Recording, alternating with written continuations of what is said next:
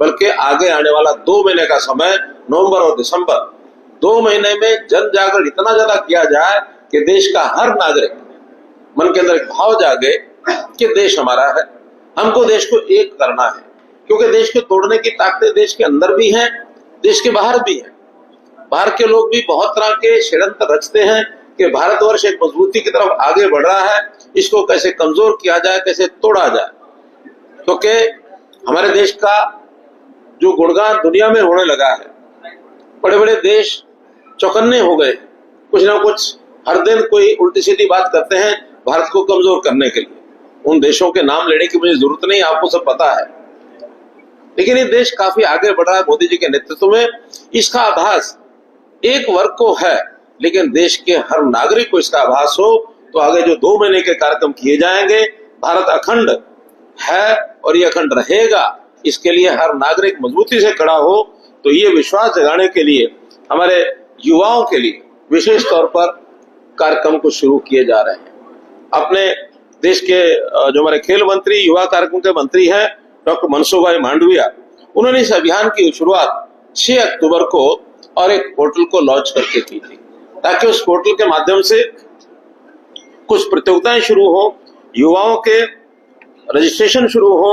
और उस कार्यक्रम के माध्यम से देश का हर युवा किसी न किसी रूप में उसमें भागीदार हो। तो इस प्रकार का काम वो एक प्रकार से वो कर रहे हैं। तो एक माई भारत पोर्टल ये जो शुरू किया गया है, उस पोर्टल के अंतर्गत देश के अंदर युवाओं की सक्रिय भागीदारी करने के लिए बहुत सी प्रतियोगिताएं इनको शुरू करने का और ये काम किया है। और उसमें सरदार वल्लभ भाई पटेल की पूरी जीवनी, पूरा उनका विचार, इसको करते हुए,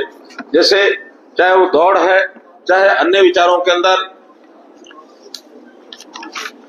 व्याख्यान मालाएं शुरू की जाए, डिबेट शुरू किए जाए, प्रतियोगिताएं शुरू की जाए, और उसमें और भी सामाजिक समस्याओं को हल करने के लिए, जैसे नशा मुक्त भारत की बात है, या फिट इंडिया की बात करनी है, या इस प्रकार से जो हमारे योग और स्वास्थ्य शिविर इसको लगाने की बात है, योग शिविर भी उसमें लगाया जाए, ताकि लोगों के रुचि के विषय भी हो और साथ साथ उनको एक एकता का एक संदेश ये भी दिया जाए, ताकि जन जागरण इसके अंदर हो। तो ऐसी जन जागरण की एक नई ऊर्जा, एक राष्ट्र एक भावना, यानी ये जो चीजें चल रही हैं, इसके अंतर्गत हम पूरे का पूरा फोकस युवाओं को करते हुए, जो ऑर्गेनाइजेशन है, एनजीओ हैं, बहुत से ऐसे संस्थान हैं, उन संस्थानों को इसमें भागीदार करेंगे। जितने अपने शिक्षण संस्थान है, स्कूल है, कॉलेज है, यूनिवर्सिटीज है, वहां पर भी एनसीसी है, कैडेट्स, एनसीसी के कैडेट्स, एनएसएस के कैडेट्स और अन्य सब संस्थाएं, उनमें संकल्प दिलाए जाए और उन संकल्प के माध्यम से देश पहले मैं बाद में, इंडिया फर्स्ट, ये जो भाव जागृत करना है, जिसका मोदी जी ने बहुत पहले ये वाक्य कहा था, वो सामान्य अपने लिए नहीं कहा था, उसके अनुसार सारे देश को, जनता को, युवाओं को जागृत करना। उन्होंने तो यहाँ तक भी लाल किला से इस बार घोषणा की है कि मैं इस समाज के काम करने के लिए 1 लाख युवकों को आगे ला करके और मुख्य धारा में, यानी वो इस काम में लाके आगे आए। 1 लाख युवकों को तैयार करना, केवल ऐसा नहीं है कि उनका फार्म भर के रजिस्ट्रेशन कराएंगे तो वो तैयार हो जाएंगे, बल्कि ऐसे युवाओं के मन के अंदर एक भाव कैसे जागृत किया जाए। तो ये सारे जो कार्यक्रम है, पद यात्राएं भी करने का इसमें कार्यक्रम आएगा। हर स्थान के ऊपर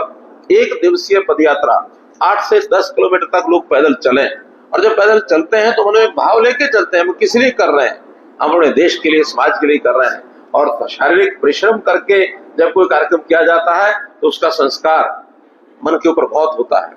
हम देखते हैं अपने घर में मंदिर बना करके, मूर्ति पूजा करके हम संतोष पैदा करते हैं, अपने मन को संतोष दे लेते हैं, लेकिन मन में इच्छा क्या होती है, चलो वैष्णो देवी की यात्रा करें, चलो 4 धाम की यात्रा करें, चलो ऊपर चढ़ाई चढ़ के आए, मंदिर चढ़ाई के ऊपर बना हुआ है। शरीर को कष्ट दे करके जो मन का भाव बना के चलते हैं तो उसका संसार ज्यादा होता है। तो ऐसी दौड़ें लगाएंगे, ऐसे पदयात्राएं करेंगे, ऐसे कुछ खेलों की प्रतियोगिताएं करेंगे, यानी इस प्रकार के कार्यक्रम, और न केवल सरकारी तौर पर बल्कि सामाजिक संस्थाओं की ओर से भी हो रहा है। मुझे अभी डिप्टी कमिश्नर साहब बता रहे थे, एक 7 नवंबर से बहुत बड़ी यात्रा फरीदाबाद से होकर के निकलेगी। बैठे हैं डिप्टी कमिश्नर साहब, बागेश्वर धाम वाले जो बाबा हैं, वो 30-35 हजार लोगों को साथ लेकर के चल रहे हैं, और संदेश वो अपनी ओर से जो भी देंगे, लेकिन एक संदेश उसमें देश की एकता का, अखंडता का भी साथ में रहेगा। तो हमने सब संस्थाओं को भी आह्वान किया है ताकि हम चीज को आगे बढ़ा सकें।